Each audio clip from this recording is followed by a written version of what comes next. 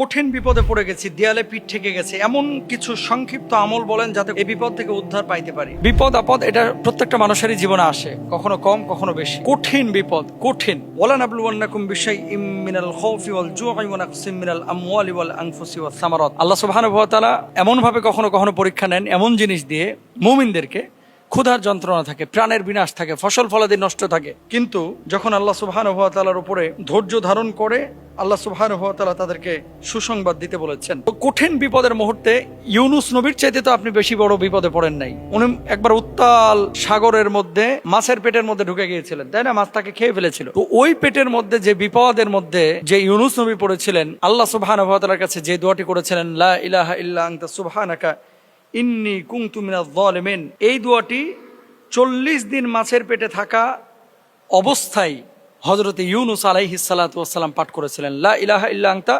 সুবহানাকা ইন্নী কুনতু মিনাজ জালিমিন। এই দোয়াটি আপনারা বেশি বেশি পড়বেন ইনশাআল্লাহ তাআলা।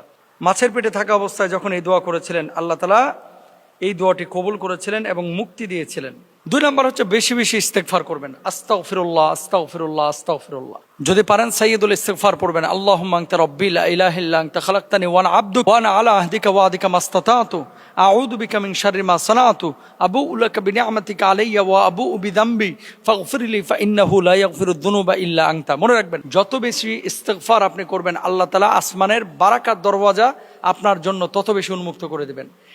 এই যে বারাকাত দরওয়াজা উন্মুক্ত যদি হয়ে থাকে, আল্লাহ সুবহানাহু ওয়া তাআলা দুনিয়াতেও ভালো রাখবেন, আখিরাতেও ভালো রাখবেন, এটা খেয়াল রাখবেন ইনশাআল্লাহ। নবীজি সাল্লাল্লাহু আলাইহি ওয়াসাল্লাম প্রতিদিন 70 বারের বেশি তওবা ইস্তেগফার করেছেন। তাহলে আপনি আমি কেন করছি না? এটা করবেন ইনশাআল্লাহ। এরপরে 3 নাম্বার, দেয়ালে পিঠ থেকে গেছে যাদের, তারা বেশি বেশি দরুদ শরীফের আমল করেন। যখনই ফ্রি হবেন, আল্লাহুম্মা সাল্লি আলা মুহাম্মদ সাল্লাল্লাহু আলাইহি ওয়াসাল্লাম, আল্লাহুম্মা সাল্লি আলা মুহাম্মাদ ওয়া আলা আলি মুহাম্মাদ কামা সাল্লাইতা আলা ইব্রাহিম ওয়া আলা আলি ইব্রাহিম। দরুদ ইব্রাহিম পড়তে পারেন, তারপরে অন্যান্য ছোট দরুদগুলো, যে কোনো দরুদ পড়তে পারেন। আশা করি আল্লাহ তাআলা আপনাকে রক্ষা করবেন।